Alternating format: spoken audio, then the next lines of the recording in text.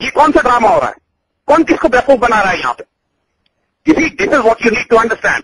नतीजा ये हुआ कि जब वो 1000 दहशतगर्द जेलों से निकले, उनको असला रुपया दिया गया और एक खौफनाक कैंपेन पूरे बलूचिस्तान में आग लगा दी, जिसका बहाना बनाया गया उन 3 अफराद के कत्ल का, जो तीनों बलूचिस्तान लिबरेशन आर्मी के सरबराहान थे. देखिए, पाकिस्तान की इंटेलिजेंस एजेंसीज इतनी अहमक नहीं है कि उन 3 आदमियों को उठा के कत्ल करें और ले जाके चौक पर डाल दें अगले दिन, ताकि पूरे बलूचिस्तान में आग लगा दी जाए. अब आप ये समझिए कि बलूचिस्तान में आग लगाने का फायदा पाकिस्तान की रियासत को, पाकिस्तान की आर्मी को, पाकिस्तान की एजेंसीज को होगा या हमारे दुश्मनों को? जब आप कोई अमल करते हैं, जब आप कोई काम करते हैं, तो आप ये सोचते हैं कि इसका फायदा किसको हो. अगर एजेंसीज ने उनको अगवा करके कत्ल करना था तो वो उसको अगवा कर लेते, खामोशी से कहीं रख लेते, पता भी ना लगता, मिसिंग पर्सन की लिस्ट में इजाफा हो जाता, वो शख्स गायब हो जाते. या उनको कहीं मारना भी था तो मार के ऐसी जगह दफन करते कि 6 महीने किसी को लाश भी ना मिलती. ये कौन सा तरीका है कि मार के जान के चौक के बीच में लाके डाल दिया जाए, ताकि इसके नतीजे में पूरे बलूचिस्तान में आग लगे और वही 1000 अफराद जिनको 2 किया गया था असला लेकर पूरे बलूचिस्तान में आग लगाने फिर जाते हैं. देखिए, this was a covert operation. ये सारा फॉल्स फ्लैग ऑपरेशन है. इसको डिलीवर किया गया है CIA की तरफ से. मकसद ये है कि बलूचिस्तान में, चूंकि इस वक्त जो हुकूमत है बलूचिस्तान में, वो सारी की सारी ड्रग ट्रैफिकर्स की, ड्रग एडिक्ट्स की है. रईसानी ड्रग एडिक्ट है, इनका घर मशहूर है कोयटा में ड्रग्स और हेरोइन और नशे का कारोबार करने के लिए. अब इनके तमाम ये लोग जिस हुकूमत के साथ मिले हुए हैं इस वक्त, जिस तरह ये लोग दहशतगर्दों को और बलूचिस्तान लिबरेशन आर्मी के सेपरेटिस्ट को सपोर्ट कर रहे हैं, जिस तरह इन रईसानी साहब ने 15 अगस्त को जो इंडिया का इंडिपेंडेंस डे है बलूचिस्तान में छुट्टी का ऐलान किया था, इन लोगों से क्या तवक्को है सिवाय इसके कि ये बलूचिस्तान में आग को मजीद भड़काएंगे. और दूसरी तरफ जो मरकज में हुकूमत बैठी हुई है, जनाब ये पीपल्स पार्टी की हुकूमत और जरदारी साहब की हुकूमत, जो कि मिले हुए हैं अमेरिकन से इस सारे फसाद को भड़काने के लिए, तो देखिए, जब घर में आग लगी हो तो उस वक्त आपको आग बुझानी होती है. आप अगर हाथ पे हाथ रख के भी बैठे रहे तो ये भी उतना ही बड़ा जुर्म है जितना आग लगाने वाले का जुर्म है. तो हो ये रहा है कि आग लगाने वाले तो CIA, आग लगाने वाले तो आग लगाने वाले तो बलूचिस्तान लिबरेशन आर्मी के दहशतगर्द. लेकिन जब आग बुझाने की बारी आई है तो ये हुकूमत हाथ पे हाथ रख के बैठी हुई है. इस वक्त बलूचिस्तान में जगह जगह पाकिस्तान के झंडों को जला रहे हो. इस वक्त जगह जगह, और ये जो DRA की जो 3 आदमी मारे गए हैं, इनको आजाद बलूचिस्तान के झंडे में लपेट के दफन किया गया. यानी पाकिस्तान के झंडे से इतनी नफरत है इंसानों को. दुनिया के कानून के तहत भी अगर आप किसी रियासत में उस मुल्क के झंडे को जलाएंगे तो आपके खिलाफ पूरी ताकत का इस्तेमाल किया जा सकता है. जब खुल के इनके अफराद मीडिया पे आकर कह रहे हैं कि अब हम आजादी चाहते हैं और हम कुछ नहीं चाहते, ये कॉन्फिडेंस उनको किस तरह आया? और फिर मीडिया उनको जगह क्यों दे रहा है? ये कौन सा नेशनल मीडिया है कि जो मुल्क के गद्दारों को मीडिया पर बुलाकर कहता है कि जी, और वो खुल के कहते हैं कि हम मुल्क तोड़ना चाहते हैं, हमें आजादी चाहिए, और फिर मीडिया उनको प्राइम टाइम में जगह भी दे रहा हो? ये सारा एक नेक्सस, एक लिंक आपको समझना चाहिए. एक तरफ नापाक पलीत हुकूमत मरकज में, बिका हुआ मीडिया, और उसके बाद अमेरिकन एम्बेसी की ये कवर्ट CIA की दहशतगर्दी कि अपने ही आदमी को अगवा करवा कर और अपने ही आदमी को, उन्हीं दहशतगर्दों को जिन्होंने अगवा किया है बीच में निगोशिएटर के तौर पर डालकर, उन्हीं दहशतगर्दों के हजारों लोगों को जेलों से छुड़वाकर अपने आदमी को निकालकर खामोशी से परे ले गए.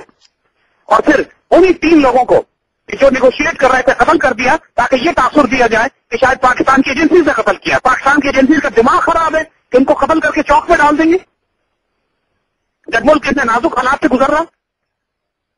This is what the whole game plan is. ये करने वाले और हैं.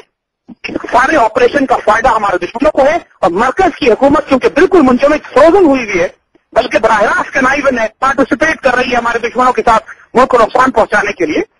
तो पाकिस्तान के नेशनलिस्ट पेट्रियोटिक एलिमेंट्स को ये खेल समझना चाहिए. इस वक्त जो हंगामे बलूचिस्तान में हो रहे हैं वो इस काबिल नहीं है कि बलूचिस्तान को तोड़कर अलग कर सके. लिहाजा ये इत्मीनान रखिए, इंशाल्लाह मुफ्त नहीं टूट रहा, बिल्कुल पूरी तसल्ली रखिए. ये चंद 100 लोग हैं जिनके पास असला, रुपया, पैसा, हथियार दिया गया है. चंद लोगों को गोलियां मार रहे हैं, कहीं आग लगा रहे हैं, वो ठीक है. लेकिन अगर प्रॉपर पुलिस और पैरामिलिट्री आर्मी ऑपरेशन किया जाए तो उनको 2 दिन में न्यूट्रलाइज किया जा सकता है. इनके सेंटर ऑफ ग्रेविटी भी मालूम है, इनके रिसोर्सेज में मालूम है, इनके अफराद को भी मालूम है. लेकिन बात यह है कि हर दफा जो फौज को भेजा जाता है तो लोग ये कहते हैं कि उसके अंदर फौजी ऑपरेशन किया जा रहा है. अब सवाल ये है कि जब हुकूमत वक्त ही कुछ ना करना चाहे, पार्लियामेंट क्या कर रही है, सदर क्या कर रहा है, प्राइम मिनिस्टर क्या कर रहा है, बलूचिस्तान की गवर्नमेंट क्या कर रही है, जब ये सारे अपनी जिम्मेदारी पूरी ना करें और मुल्क को क्या टूटने दें, देखते रहे कि मुल्क टूट के अलग हो जाए, नाउजुबिल्लाह.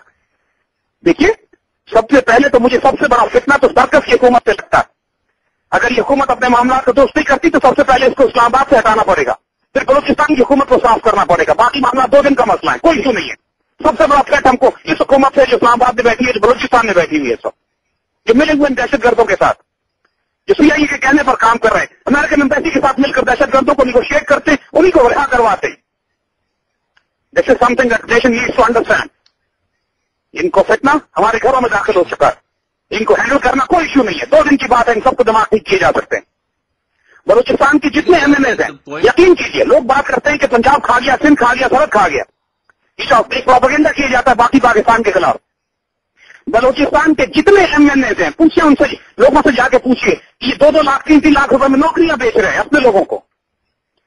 بے انتہا میسو لیول پر کرپشن کی جا رہی ہے. 1 روپے کی ڈیولپمنٹ اور ہسپتال اور تعلیم اور اسکول اور کالج پہ خرچ نہیں کیا جا رہا. تو جب بلوچستان کے اپنے ایم این اے خام خور بنے ہوئے ہوں, اپنی قوم کو لوٹ لوٹ خدود کے کھا رہے ہوں, تو اس کے بعد پروپیگنڈا یہ کہ پنجاب آگے کھا گیا ہم کو. یہ پوچھو جو فنڈ دیے گئے وہ کدھر استعمال ہوئے ہیں, پوچھیے نا جا کے بلوچستان میں, نوشی میں, گوادر میں, خلدار میں جو ایم این اے سلیکٹ ہوئے ہیں وہ کتنے لاکھ روپے کی نوکریاں بیچ رہے ہیں. جا کے جائیں بلوچستان کے لوگوں سے معلوم کریں. اور پھر یہ کون لوگ ہیں کہ جو راہ چلتے لوگوں کو, یعنی ابھی